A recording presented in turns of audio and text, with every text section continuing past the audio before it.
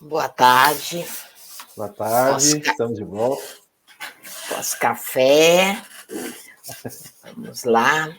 Estamos já finalizando, né? Nossa primeira conferência web Trânsito Inteligente, Segurança Viária Municipal. Pessoal, quero agradecer mais uma vez a presença de todos vocês. Foi um dia muito intenso, muito conteúdo, não é fácil. Eu sei que todo mundo tem suas rotinas, seus compromissos, mas eu friso, muito obrigada pela sua participação, mesmo porque o investimento que você faz em conhecimento, em troca de informações, é fundamental para o crescimento, né? E o desenvolvimento de algumas práticas que a gente quer começar a exercer, que quer crescer quanto profissional, e também com o objetivo maior nosso, que é a redução de números de acidentes e salvar vidas. Então, muito obrigada mesmo, Tiago, e tenho que agradecer, antes de mais nada aqui, porque você criou essa ideia, você tirou ela do papel e colocou aqui, eu abracei com muito amor, né? Porque a gente sente que precisa modificar, né? Porque queixas a gente tem de monte, reclamações nós temos de monte. E o quanto você tem feito para mudar tudo isso, né? Então, estar aqui já é uma grande mudança. Muito obrigada. Estamos à disposição, sempre. Vamos lá, então. Nós estamos entrando no painel 4, né? O envolvimento dos órgãos externos ao Sistema Nacional de Trânsito e à sociedade. Eu vou estar como apresentadora, apenas aí quem entra daí como moderador é o Tiago. Então, vamos fazer a pergunta principal aí, né? Desse painel 4. Isso aí, bora lá então.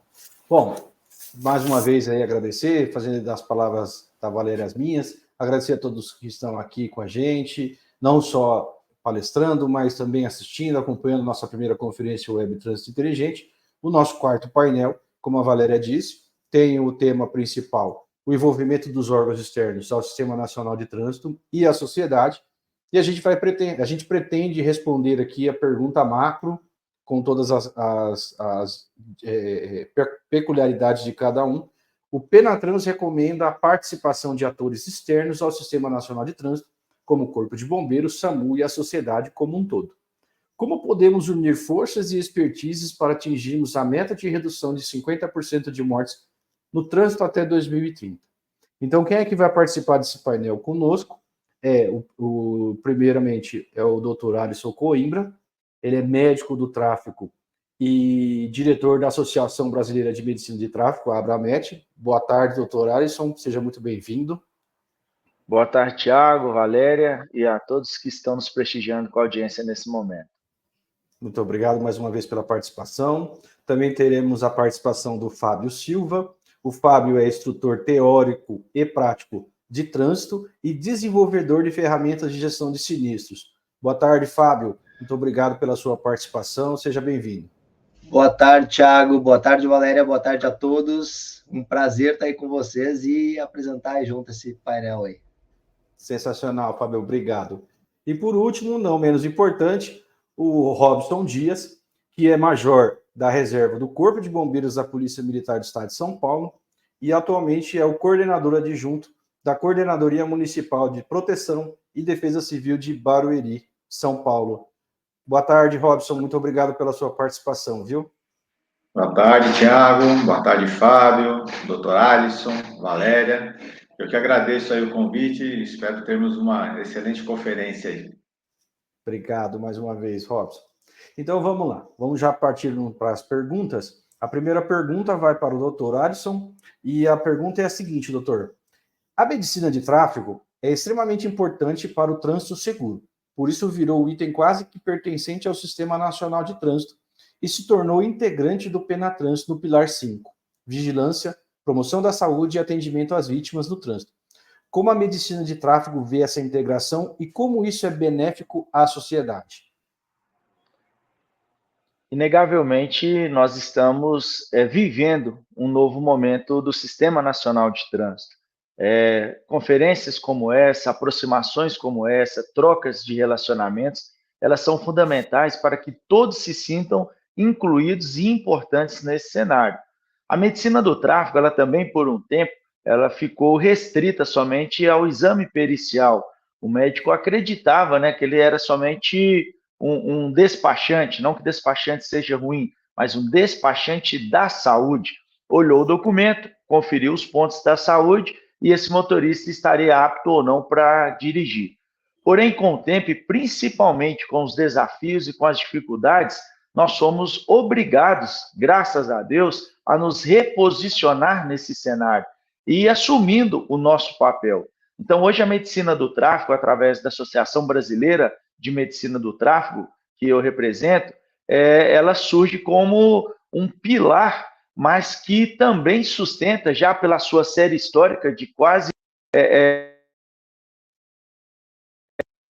de atividade, trazendo dados, trazendo ciência, lembrando aqui rapidamente, né, o papel da medicina do tráfego na formação, na consolidação dos mecanismos técnicos para a lei seca, a elaboração, né, das diretrizes para o transporte veicular seguro de crianças. Então, a gente tem esse papel. E o que a gente precisa entender agora é que nós temos que ir além. A medicina do tráfego e todos os médicos e médicas do tráfego, eles têm que fazer o extraordinário, porque a gente está em um ambiente muito consolidado por práticas obsoletas, por recusa a novas informações, resistência para que as pessoas saiam de determinados nichos, de determinadas bolhas, independentemente do seu padrão intelectual, porque a gente está falando tecnicamente de gestores extremamente competentes, mas que têm uma grande dificuldade de fazer com que o seu conhecimento saia de sala, saia de gabinetes, e também de uma população extremamente sedenta pelo fácil,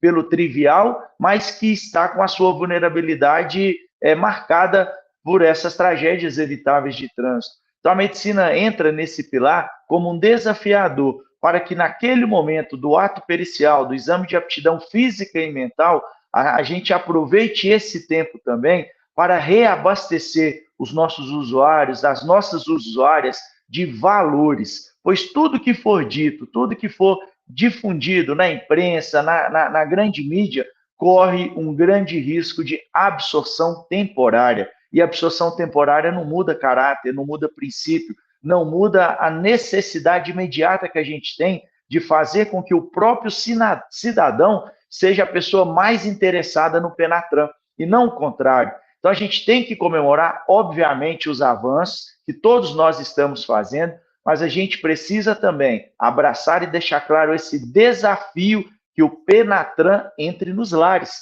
que o Penatran entre nos mais diversos locais de discussão como um agente apoiador. Nós precisamos não nos abster dessa comunicação de indústria da multa, a gente tem que bater de frente, nós não podemos nos silenciar, porque diariamente, a toda e qualquer ação de segurança viária, ela está sempre contestada, ou por um mecanismo arrecadatório, ou por um conflito de interesse, e nós, quando carregamos verdade e desejo de fazer a diferença, a gente não pode parar.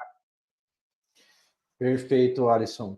Então, só para finalizar aqui essa primeira parte da sua apresentação, que depois nós vamos ter as perguntas. Então, assim, eu estou extremamente convencido de que a medicina do tráfego ela deveria estar dentro do CTB. Você concorda com isso, não?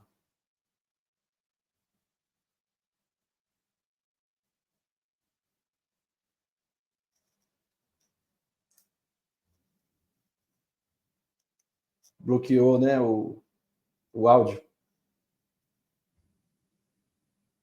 Não está saindo. Agora vai. Isso. Agora eu não estou recebendo o seu som.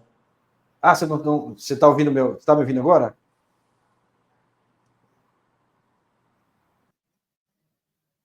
Bom, depois ele responde, então, pessoal. Então, agora nós vamos partir para a segunda pergunta, que é para o Fábio Silva, para responder a seguinte pergunta. Por ser instrutor, influenciador na área de trânsito e desenvolvedor de ferramentas de gestão, você conseguiu reunir conhecimentos específicos para auxiliar um grande problema dos órgãos de trânsito, que é a gestão de sinistros. Conta um pouco para a gente sobre a experiência, a sua experiência e a sua ferramenta de gestão de sinistros, Fábio. Ô, Thiago, boa. Bom, vamos lá. Para quem não me conhece, eu trabalho hoje, atualmente, ainda como instrutor teórico, tá? E tenho uma rede social, né? Tenho a Somar Trânsito e Vida, que é um perfil do Instagram voltado exatamente para conscientizar o cidadão em relação ao trânsito, da importância que é o trânsito na vida das pessoas. Por esse motivo, até inclusive eu coloquei, é uma redundância até, né? O nome de Somar Trânsito e Vida, que muitas vezes no dia a dia as pessoas acabam se perdendo um pouco e não dando tanta importância para o trânsito. E aí, por conta disso, a gente conversando, Valéria Penati e o Thiago, a gente já montou uma estrutura de material, de um programa exatamente para captação de dados sobre sinistros, para que a gente possa fazer uma análise e estudar um pouco mais. Com essa minha experiência de instrutor, eu consegui trazer um pouco mais o lado cidadão, diferente do que a Valéria e o Thiago também já traziam para nós aqui de conhecimento. Eu trouxe mais o lado cidadão. Eu prefiro muitas vezes até usar essa questão da visão que os alunos trazem para mim. Com a experiência de instrutor teórico e instrutor prático, os alunos me trazem muitas histórias vindas de fora. E isso não podia ficar de fora de toda essa história em relação à diminuição do sinistro de trânsito. Por quê? Eu bato numa tecla, inclusive em aula, eu falo bastante da direção defensiva, a gente tem as 3 principais causas de acidente, que é a imprudência, a negligência e a imperícia. Mas eu vou antes disso. Por que as pessoas são negligentes? Por que elas são imprudentes? Por que elas são imperitas, né? Inventam fazer moda. E isso a gente vê pelos alunos, o quanto os alunos muitas vezes trazem histórias e praticamente nos explica. E antes mesmo que o sinistro aconteça, a gente consegue já muitas vezes já perceber comportamentos dos alunos e das pessoas no trânsito, né? De histórias que a gente vê de motoristas cometendo infrações gritantemente, não dando tanta importância para o trânsito. Então, isso me fez com que eu trabalhasse mais nessa área do trânsito para trazer essa conscientização, conseguir mostrar para as pessoas a importância que o trânsito tem na vida delas. Então, o foco é exatamente esse, né? De conseguir salvar vidas de uma maneira leve e natural. Hoje até, inclusive, assistindo na conferência ali, teve um palestrante que comentou, o Dr. Frederico comentou sobre essa questão mais humana, mais natural. Eu prezo muito por isso, para trazer essa naturalidade para o trânsito, que muitas vezes as pessoas não se dão conta, mas o trânsito, ele faz parte da nossa vida, inevitavelmente. E aí, por conta disso, a gente precisa parar e pensar um pouco mais, mudar a cultura do nosso trânsito, que é um dos nossos problemas, essa questão da educação. Então, na autoescola, a gente busca, sim, trazer toda a legislação para os alunos, mostrar tudo o que pode e o que não pode, mas se a gente parar para analisar, muitas vezes as pessoas já sabem o que pode e o que não pode. O motorista imprudente, na grande maioria das vezes, ele sabe que ele está fazendo errado, mas ele faz. Por quê? Por uma questão cultural, até inclusive do brasileiro. Então, quanto mais a gente mostrar isso e a gente conseguir conscientizar isso do cidadão, a gente vai, com certeza, conseguir atingir tudo. Atingir as pessoas, né, que precisam entender isso e aprender um pouquinho mais. Os órgãos, muitas vezes, têm a questão mais burocrática e a visão do cidadão em relação aos órgãos fica um pouco voltada, como já comentaram aqui em outros pontos, a questão da visão que o cidadão tem em relação à indústria da multa, em relação às infrações, a cobrança, o rigor da lei, né? Eu prezo muito entre um meio de campo, acho que é importante, sim, o órgão começar a pensar também na questão de lidar com o cidadão e também mostrar para o cidadão a importância que o órgão tem dentro da sociedade, para que a gente possa ter uma harmonia entre esses dois grupos, né? Então, por isso, com esse conhecimento todo que eu tive de instrutor, dando aula prática, dando aula teórica, eu consigo enxergar muito fácil, muito bem essa relação entre instrutores, entre alunos e instrutores, e a questão dos órgãos públicos, que é o agente de trânsito, né, que muitas vezes as pessoas têm uma imagem errada ou uma imagem distorcida da realidade disso. Então, acho que é importante a gente começar a abrir espaços para esses educadores de trânsito, instrutores e membros até, inclusive, das autoescolas, para começar a trazer uma educação voltada para conscientização, para mudar um pouco mais a cultura e começar, como já foi comentado aqui antes, mais no início da nossa história, né, do trânsito ali, porque muitas vezes a criança aprendeu a caminhar, aprendeu a andar, já está inserida no trânsito e não tem a educação devida, não tem a instrução correta para que ela possa encarar o trânsito de uma maneira segura. E, querendo ou não, é um dos pontos mais frágeis, que é o pedestre, né, que precisa receber essa educação. Então, eu me coloco à disposição na rede social, e como instrutor estou aqui, tanto que a gente acabou se conhecendo aqui, o pessoal da Trânsito Educação, com a Valéria Penati e o Tiago, para a gente conseguir trabalhar junto e desenvolver ferramentas, exatamente isso, para que a gente possa amenizar ou conseguir organizar essa situação. Nessa ferramenta, a gente consegue a coleta de dados, né, que é o CADES. A Valéria antes comentou sobre ele, já deu uma largadinha sobre o CADES.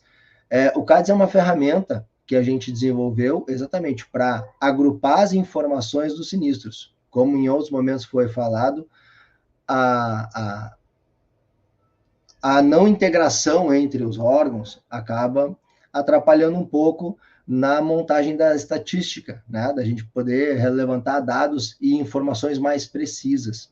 Então, a gente conversou bastante, a gente pensando bastante e usando cada detalhezinho, como eu sou um pouco mais chatinho nessa questão de perfeccionismo, a gente conseguiu trazer mais detalhes, mais riqueza no formulário, deixando de uma forma simples, mas, ao mesmo tempo, para a gente conseguir separar termos técnicos para que a gente possa organizar essas informações e ter um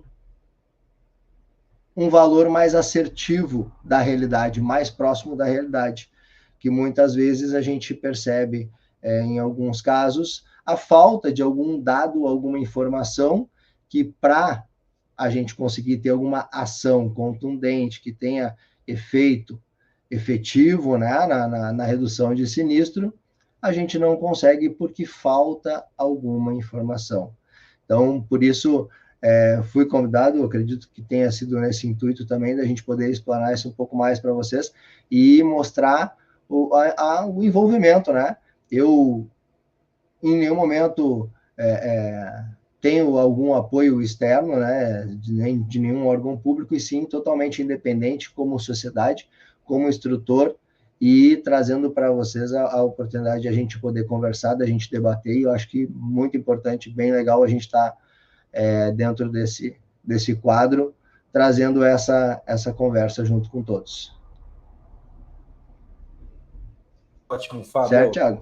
Certo, muito obrigado. Eu acredito que realmente nós devemos sim ter o envolvimento não só daqueles que estão dentro do Sistema Nacional de Trânsito, mas como a sociedade inteira. Isso independe de onde você trabalha, como você trabalha e qual órgão você trabalha, para a gente ter de fato um trânsito seguro e entregar de fato uma segurança viária municipal para os nossos munícipes. Tá certo, Fábio? Muito obrigado. Guarda aí mais um pouquinho que nós já vamos fazer umas perguntas difíceis para você, tá bom? Boa, manda. Bom, pergunta número 3, pergunta para o Robson Dias. Bom, a gente sabe, Major, que você tem uma larga experiência com relação a o atendimento de vítimas, já trabalhou muito tempo no Corpo de Bombeiros, foi gestor de muitas unidades de resgate, enfim. Tem uma larga experiência e ainda continua contribuindo para a segurança viária, hoje como coordenador adjunto de defesa civil, que tem o resgate municipal aí em Barueri, né? E aí a gente quer saber o seguinte: o tempo de resposta em caso de sinistro com vítima é um tempo precioso, tendo em vista a necessidade de atendimento rápido dependendo da gravidade dessa lesão. Na sua visão, é possível que órgãos de socorro e de trânsito cooperem para que esse tempo seja o menor possível? Vamos lá, Tiago. Não só é possível, como é de extrema importância, né? No bombeiro, a gente dá o nome a essa primeira pessoa que está no local, né, de primeiro respondedor, na verdade. Porque no sinistro de acidente de trânsito, né, os primeiros a chegarem no local, normalmente, são as forças de segurança, né? Ou seja, a Polícia Militar, os guardas civis municipais e os agentes de trânsito. Obviamente, depois de fazer uma avaliação preliminar, né, para verificar as questões de riscos, a segurança da cena, o próximo passo é a transmissão de informações. E essas informações que serão transmitidas, elas são fundamentais para que a gente possa, né, empenhar o recurso necessário para a resposta para aquele acidente. Então, verificar a quantidade de vítimas, o estado dessas vítimas, a condição que ela está, e isso é fundamental, certo?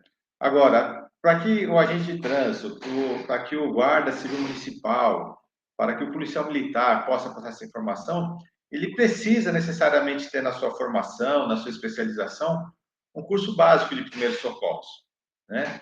Para que ele possa fazer uma avaliação preliminar, que a gente chama de pelo menos uma análise primária, para identificar aqueles problemas que, se não corrigidos, podem levar a vítima a óbito antes da chegada até o serviço de emergência. E, após identificar esses riscos, já iniciar o atendimento, né? Muitas vezes com manobras básicas, né? Que são muito fáceis de serem ensinadas, né? De serem aprendidas. Como, por exemplo, manobras de liberação de vias aéreas, né? Uma simples mudança no posicionamento do corpo, da cabeça da vítima, ali, digamos assim, né? Para liberar as vias aéreas para que ele possa respirar melhor. Ou o início das manobras de compressão torácicas, né? Para as manobras de reanimação cardiopulmonar. Ou mesmo o estancamento de uma grande hemorragia, né? Então, assim, são essas 3 situações que eu falei, se não forem sanadas logo nos primeiros minutos, não adianta depois a gente chegar com recurso, com um atendimento pré-hospitalar, com 3 socorristas, com uma série de recursos, porque a vida dessa vítima já foi comprometida, né? Então, essa sintonia, esse sincronismo no atendimento entre os órgãos de resposta de emergência, né? Os primeiros que já estão na rua, né? Que são os agentes de trânsito, os guardas civis municipais, os policiais militares, até a chegada das viaturas de socorro de atendimento pré-hospitalar, seja o Corpo de Bombeiros, seja o SAMU, ou aqui no caso de Barueri, né, que opera o resgate municipal, isso faz muita diferença, né? E aqui em Barueri a gente busca isso, né? A exemplo disso, o ano passado, nós ministramos um curso de primeiros socorros para todos os agentes de trânsito, um curso básico, né, exatamente para poder dar condições para o agente de trânsito dele reconhecer aqueles problemas que ameaçam a vida a curto prazo e imediatamente adotar essas providências que poderão com certeza salvar a vida dessa vítima, com manobras de reanimação cardiopulmonar, com estancamento de grandes hemorragias, com uso de torniquete e manobras de liberação de vias aéreas, né? Então, não só acho importante, como acho necessário, né? Tanto para salvar vidas, como também para minimizar o sofrimento dessas pessoas, né? E se não receber um tratamento adequado, vão ficar sequeladas, o tempo de permanência no ambiente hospitalar acaba sendo muito maior. Então, não só reforço, como defendo, né, cada vez mais a colaboração entre esses órgãos, né? No sentido de proporcionar o melhor atendimento possível para as vítimas de acidente de trânsito, tá bom? Eu vi aqui que no Penatrans ele traz 6 pilares, né? E os 6 pilares aí, dos 6 pilares, 5 estão muito ligados à questão de educação, como já foi falado aqui pelo Tiago e pelo doutor Alisson, né? E o que é ligado à resposta é só o pilar 5, né? Que é atendimento às vítimas. E essa resposta, né, tem que ser preparada, né? A gente tem que estar cada vez mais conectados, cada vez mais próximos uns aos outros, né? Para proporcionar essa resposta ideal aí para essa vítima. Perfeito, Robson, muito obrigado. Aguarda aí mais um minutinho, se possível, para a gente já fazer mais uma pergunta aí, que eu vou fazer mais uma pergunta capciosa, digamos assim. Bom, vou retornar aqui com o doutor Alisson. É a pergunta que a gente tinha feito, o doutor Alisson perdeu conexão e já retornou. Eu perguntei naquela questão, naquele momento, doutor Alisson, se você acredita que a medicina de tráfego deveria estar inserida no CTB. Eu acredito que deveria, eu queria saber a opinião, não só de você, mas como, de repente, da Abramet, nesse sentido. Essa foi a nossa grande conquista, Tiago, a partir do momento que nós saímos da nossa zona de conforto. A última modificação, né, no governo presidencial anterior, apesar de todas as flexibilizações, ela trouxe na Lei 14.071, no artigo 148, a obrigatoriedade do exame pericial por médicos e psicólogos especialistas em tráfego, né? Então, nós hoje somos a única atividade pericial que a sua atividade ela está regida em lei. Isso traz uma segurança maior, porque dentro de todas as dificuldades recentes que nós enfrentamos, a desacreditação das políticas públicas para a segurança foi o maior inimigo que nós tivemos.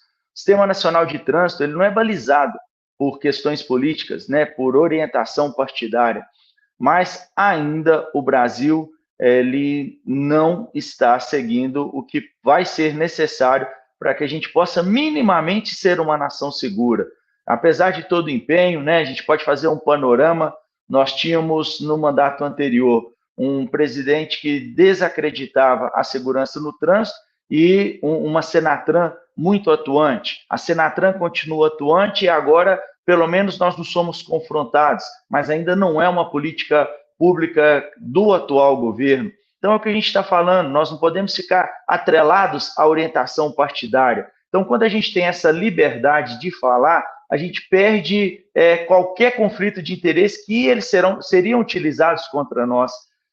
Semanalmente, a Abramet, através de uma comissão de assuntos políticos que eu integro também, nós estamos nos corredores do Congresso Nacional, nas comissões permanentes da Câmara, do Senado, apagando incêndio, porque é o dia inteiro um projeto de lei para prestigiar determinado nicho de categoria, a utilização da Carteira Nacional de Habilitação, que é uma concessão do Estado, como um mecanismo democrático, um caça-níquel, caça-likes, caça-votos.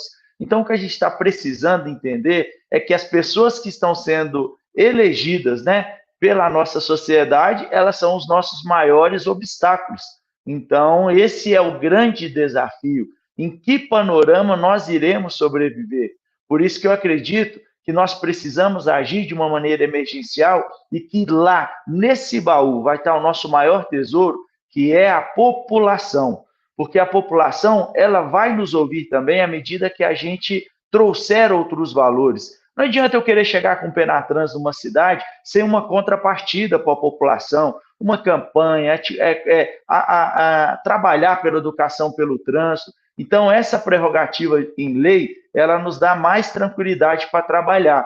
E esses momentos aqui, né, como todos os grandes colaboradores que já passaram, é a hora de nós pararmos, perdermos um pouco a nossa vaidade, né? A vaidade, ela é necessária, mas acredito que ela esteja excessiva. Como diz, né, a Bíblia, a gente tirar as escamas dos nossos olhos para que a gente possa copiar exemplos. A gente vê vários Contrans pelo Brasil, vários Centrans pelo Brasil fazendo um grande trabalho, mas tem muita vaidade entre os estados. Estados que excederam o que precisa ser feito, mas que não querem adequar ao mínimo, que já é muito bom. Outros estados que dizem, né, obviamente, que estão avançando, mas a hora que você vai ver, está muito mais no campo de análise burocrático de conquistas de territórios do que como agentes transformadores de comportamento. Então, assim como estamos inseridos em lei, a gente precisa estar inserido nos lares brasileiros. Usando grandes exemplos, como o Tiago disse, o Centro de Formação de Condutores, com muita dificuldade, nós conseguimos alinhar as políticas com o Centro de Formação, porque por muito tempo a medicina do tráfego e o Centro de Formação de Condutores, eles não se dialogavam, por questões diversas. Porque se dialogar, vai ter promiscuidade na relação. Então, vamos aumentar os mecanismos inibitórios dessa prática que nós não concordamos, para que a gente não perca tempo de construir. Então, é isso, a gente bate lá em Brasília também, com perdão da palavra, nessa história, né, no mandato anterior, que o motorista poderia se preparar virtualmente, centro de formação de condutores, instrutor humano, físico, ele é fundamental, é o professor, ele precisa ser valorizado, tem que ter plano de carreira. Então, o que a gente está precisando é diversificar os nossos agentes para que o CETRAN também pare um pouco de ser o agente, que é a função de existir dele, eu concordo, mas somos muito mais burocráticos do que instrumentos sociais. E é isso que a gente precisa, pegar dentro do nosso nicho pessoas que têm habilidade, como todos que já passaram aqui, de falar e que eles representem o Estado. O Estado tem que investir na voz dessas pessoas, que comprovadamente atingem pessoas, têm engajamento, têm alcance e têm respeitabilidade. Então, é isso que a gente precisa entender. Sairmos do campo burocrático e caminharmos, porque nem sempre também o que está em lei vai ser obrigatório. Não é porque a medicina do tráfego está em lei que eu posso realmente voltar agora para aquela zona do conforto que eu estava em 2019. É um caminho sem volta. Porém, a gente precisa ter a sensibilidade e a coletividade que não é porque a medicina está em lei que eu não posso trabalhar e agregar para que todos os outros entes estejam no mesmo patamar. Porque a hora que você quer a pessoa do lado como você, o resultado é muito maior e muito mais efetivo. Perfeito, Alisson, eu concordo contigo. Realmente nós precisamos trabalhar integrados e, como eu disse, de uma maneira realmente integrada. E parar de deixar as coisas no campo das ideias ou dos papéis e começar a colocar em prática de fato, para que a gente tenha resultados positivos. Alisson, muito obrigado, viu? Mais uma vez, muito obrigado pela sua participação. Eu quero fazer agora uma pergunta para o Fábio. Fábio. Bora, Thiago. Eu, hipoteticamente, sou um gestor de órgão de trânsito e eu me interessei muito pelo seu produto. Como é que eu faço para adquirir? Perfeito, Thiago, perfeito. Deixa eu só fazer um comentário antes sobre a fala do Dr. Alisson. Perfeita a fala do Dr. Alisson. Eu acho que precisa necessariamente, urgente, fazer essa linkagem. Ela é muito interessante mesmo, né? Dos centros de formação de condutores, eu trabalho desde 2001 em centro de formação de condutores e eu sinceramente nunca vi essa integração entre esses órgãos públicos, a Abramet, por exemplo, e o nós. Hoje até pela manhã eu estava conversando com um instrutor prático e nos surgiu exatamente o assunto de uma aluna com total dificuldade de coordenação motora, de entendimento dos comandos do veículo, e me chamou a atenção, porque exatamente o único ponto que a gente tem, nós como instrutores, a gente não pode falar para o aluno que ele não tem a condição, até porque a gente não tem esse conhecimento, essa possibilidade técnica de falar alguma coisa. Mas isso deveria já ser mais cobrado lá no exame psicotécnico. É lá que deveria segurar o aluno e preparar ele para que ele possa dizer se tem capacidade ou não para conseguir conduzir um veículo e lidar com todas as adversidades que a gente tem do trânsito. Então, isso deveria ser um pouquinho mais pensado também, um pouquinho mais analisado, como o doutor Alisson comentou ali. Acho que é uma coisa que é fundamental para o nosso trânsito, porque a gente está colocando os condutores sem ter um total preparo. Desculpa, Thiago, mas fui obrigado a fazer esse comentário. Deve fazer. Achando junto com aquilo que o doutor Alisson estava comentando ali, acho que é fundamental para todos nós. Sobre a pergunta que tu me fez do nosso produto, tá? O que acontece? A gente está desenvolvendo o produto, tá? Ele está, como tu participou já boa parte do desenvolvimento do produto, a gente montou o formulário, já tem como a gente testar, tá? Eu tenho a plataforma da Somar Trânsito e Vida, então quem quiser acessar pode entrar lá pelo meu Instagram, da Somar Trânsito e Vida, pode entrar no site da Somar Trânsito e Vida e conhecer um pouquinho mais da plataforma. O que é a plataforma que eu desenvolvi? Foi para alunos de autoescola, para eles treinar com simulado teórico, para eles fazer uma autoavaliação prática, então mais voltadas para instrutores, ter esse vínculo de acompanhamento do desempenho dos alunos. Então isso está lá funcionando da Somar Trânsito e Vida. E aí, na nossa conversa entre eu e a Valéria, a gente chegou ao desenvolvimento desse produto, até inclusive que a gente montou junto.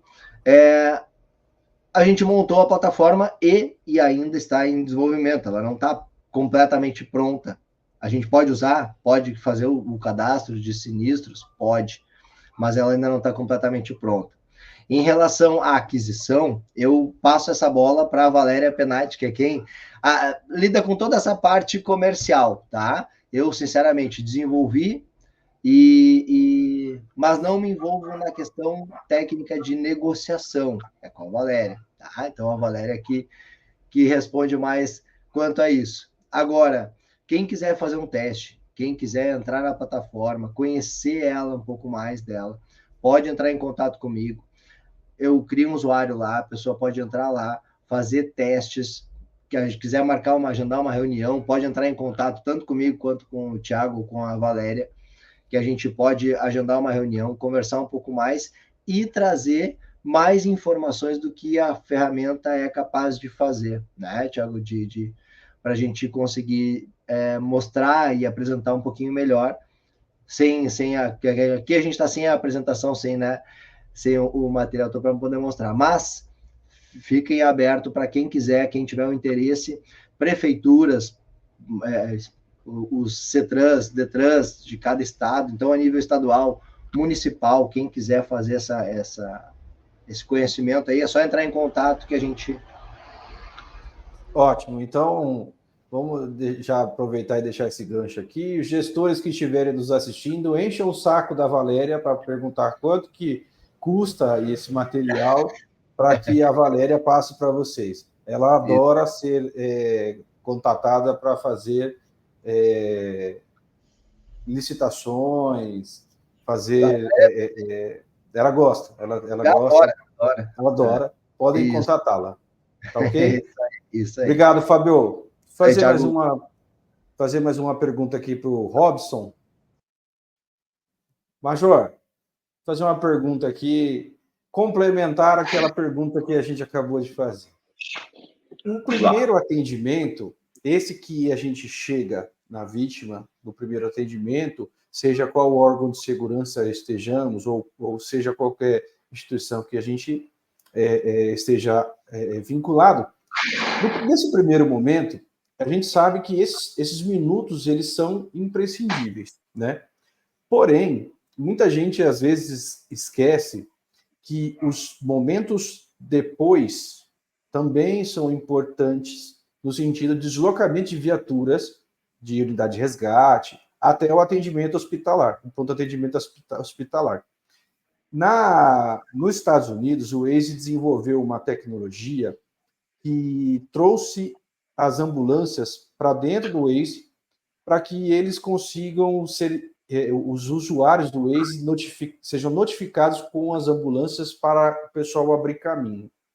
Nesse sentido, você acha também que os órgãos que fazem o atendimento deveriam acompanhar as viaturas de resgate para ir liberando o acesso de trânsito para chegar o mais rápido possível no pronto atendimento hospitalar?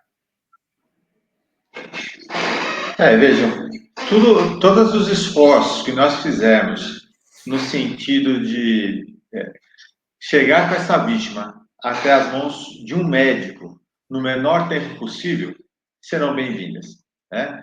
Eu lembro que, no período no bombeiro, a gente chegou a discutir sobre o emprego das motos operacionais de bombeiro, né? E qual seria o papel dela? Se chegar rápido na ocorrência ou se atuar, muitas vezes, como um batedor para que os recursos possam chegar mais rápido, né? Então, isso é uma discussão que, até hoje, dependendo da ocorrência, a moto vai primeiro, porque a intenção é que ela chegue primeiro e dê esse primeiro atendimento. Muitas vezes, dependendo do tipo de ocorrência, vale mais a pena ela atuar dessa forma para liberar o trânsito para que a gente possa chegar para já dar esse atendimento também, né? Então, as duas atuações são importantes. Tanto o primeiro atendimento lá no local, para se estabilizar essa vítima, esse é o termo que a gente deseja, né? Muitas vezes a pessoa tem medo, né, de colocar a mão na vítima por receio, né? Por não saber, na verdade, e por isso que tem o receio. E a partir do momento que ela passa por um treinamento e entende, né, a complexidade do atendimento e vê que não é difícil você conseguir avaliar uma vítima e menos ainda adotar algumas condutas que salvam vidas. E quando ela passa por esse treinamento, ela entende isso e ela tem vontade de fazer, ela tem vontade de atuar. Então, recentemente, aquele acidente que teve bastante repercussão aqui na mídia, né? Da menina que foi atropelada e que perdeu a perna. Com certeza, a atuação das equipes que estavam no local antes da nossa chegada, até tem um depoimento de um cidadão que improvisou um torniquete com o uso do cinto até a nossa chegada, e aí, com a nossa chegada, a gente colocou um torniquete tático, que a gente fala, né? Então, essa atuação, com certeza, teve um papel fundamental no atendimento dessa vítima.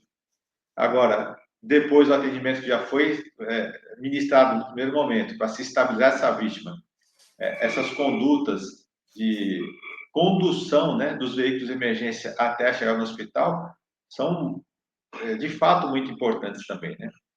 Porque, mais uma vez, o que salva a vida dessas pessoas é o atendimento rápido, né, e adequado, de forma que essa pessoa possa chegar o quanto antes às mãos do médico.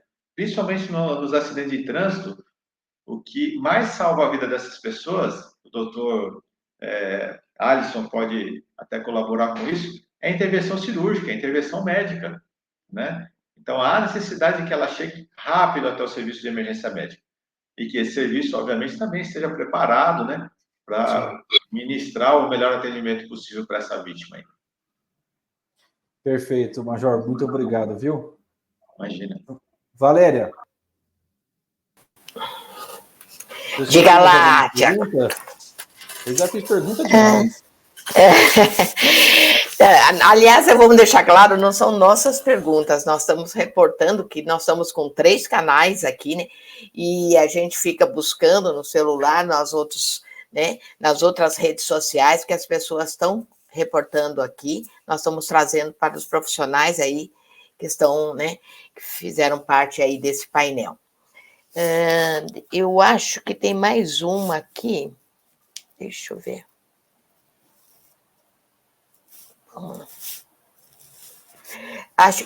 O Ronaro fez uma pergunta aqui no chat, né?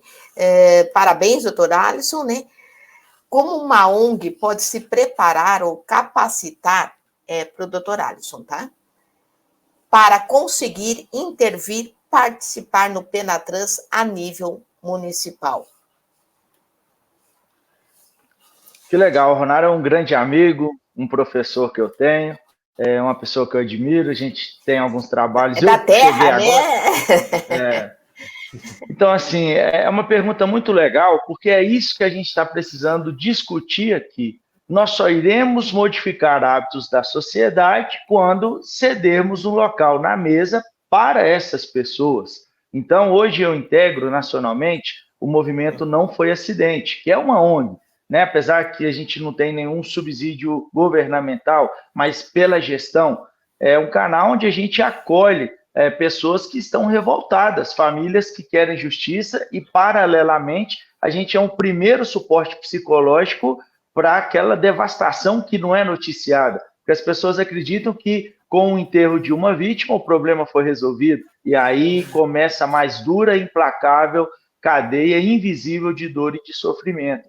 Então, o que a gente precisa entender é que, por exemplo, eu quero chegar com o Penatran em um município. Qual é a primeira coisa? Ir na sociedade e mapear os centros de formação de condutores, mapear quantas clínicas de avaliação médica e psicológica existem. Essas pessoas têm que ser até previamente contactadas antes do ente municipal. E a partir desse contato, porque normalmente um centro de formação de condutores e instrutores e o diretor já são pessoas da sociedade. A partir daí, toda a comunidade tem um vereador. Esse vereador vai apresentar a comunidade para esse projeto. Esse vereador é a porta de entrada para uma secretaria e a partir da comunicação com o secretário a gente chega ao prefeito. Mas aí quando você senta na mesa do executivo, você já tem um batalhão, um exército aqui atrás, ONGs, movimentos. Então, o que a gente precisa entender é que nós temos que falar. O movimento não foi acidente por muito tempo,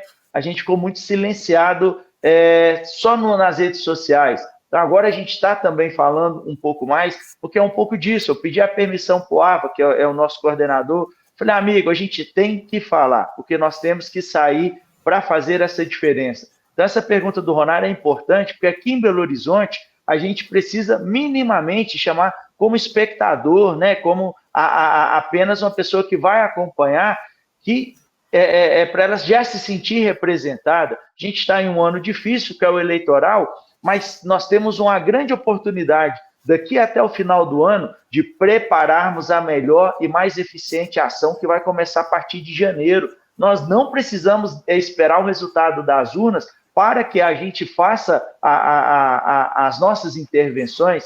E hoje as pessoas que estão em secretarias e que sabem que possivelmente não seguirão o ano que vem, é porque certamente a esperança delas estão ancoradas em gestores, porque elas não estão ancoradas na sociedade. Quando você é uma voz da sociedade, a sua permanência ela é uma coisa inegociável. Então, essa que é a grande dica para todas as posições, que a gente busque fazer uma grande rede, né? Eu uso até nas minhas redes sociais a nomenclatura de rede do bem. A rede do bem é isso, somos nós aqui que estamos trabalhando, cada um com a sua expertise, com o mesmo propósito. Não tem nada a ver com o combatente que está do seu lado, mas ele está com a arma apontada para frente, porque a nossa arma é a palavra, é a verdade, e são, inegavelmente, as tristes estatísticas. Então, a gente precisa que as pessoas nos acolham. E o Ronaldo, né, ele integra muito esse trabalho, o Observatório Nacional de Segurança Veicular, toda a sua diretoria, o Paulo, eles nos acolhem. Eu tive a oportunidade recentemente de falar em nome do Observatório e fiquei muito feliz com o Paulo. Falei, Paulo, e aí? Falei, não, fala lá que você está representando o Observatório. Eu até gelei mesmo, que é um movimento que eu admiro. Então, numa simples atitude, talvez para ele encheu o meu coração ainda mais de alegria, porque as pessoas que eu admiro estão me recebendo. Isso é muito bom. Então, a gente precisa fazer pelo outro o que estão fazendo conosco, independente da sua posição e, principalmente, você estando sob a direção de um veículo. Muito bom. Doutor Alisson, a gente só tem a agradecer quando você fala exatamente sobre esse... Não estamos ancorados, porque os gestores, muitas vezes, eles passam por nossa vida. Uma hora ruim, outra hora melhor, eles passam, mas o nosso trabalho continua, desde que ele esteja bem enraizado, bem sólido, determinado naquilo que a gente se propôs, né? E é uma corrente do bem, como você bem agrega aí como valor, porque é isso, nós estamos falando de vida, e todo mundo deseja a sua, do outro, das pessoas que a gente gosta, não dá para fugir disso. Quero agradecer muito a sua presença, né? Agradecer também, como também integrante da Rádio em Trânsito, que tem feito a diferença, porque eu sempre digo que a importância da saúde e o trânsito, né? Nós sempre ficamos devendo financeiramente, devendo vidas, devendo salvas que a saúde, de situações provocadas por imprudências, por atitudes, como o Fábio falou muito bem, em perícias, então, todas as situações que a gente pode resolver e ajudar. Então, a gente lota o trânsito de apoio para salvar vidas. Muito obrigada, doutor Adson. O Brito está pedindo um grande abraço aqui. Brito, para a Bahia, um grande abraço, querido. Deus abençoe todos vocês aí. Bom, acho que estamos chegando no final, certo, Tiago? Estamos chegando ao final da nossa primeira conferência web, Trânsito Inteligente. Queria deixar aqui um registro, Valer. Nós tivemos a participação dos nossos espectadores, representando 24 estados, mais o Distrito Federal, dentro da nossa conferência. Foram mais de 400 inscritos na nossa conferência. 414 inscritos. E fora aqueles que assistiram diretamente no YouTube da Rádio Trânsito e do canal Thiago Potrinieri. Então, realmente, a gente conseguiu aí entregar um resultado muito satisfatório para esse pessoal que está nos assistindo. Já deixar meus agradecimentos para todos que participaram, dos painelistas, desde o começo do dia até o final. Agradecer a todo mundo e estamos finalizando, na minha visão, com sucesso. Com muito sucesso, desde que tudo isso que a gente tenha discutido aqui transforme realmente em atitudes, em pensamentos, em mudanças de conceitos e na credibilidade que a gente pode e é capaz de transformar tudo isso. Quero agradecer a cada painelista também, quero agradecer ao João, ao Fábio que esteve por trás, pelas meninas que fizeram os comentários na hora do almoço, a Estefânia, a Fabiana, a todos que tiveram presente por um momento, por mais, por tempo todo. Gente, nosso muito obrigada. Tiago, sem você nada disso aconteceria. Então, a ideia foi sua. Muito obrigada a todo mundo.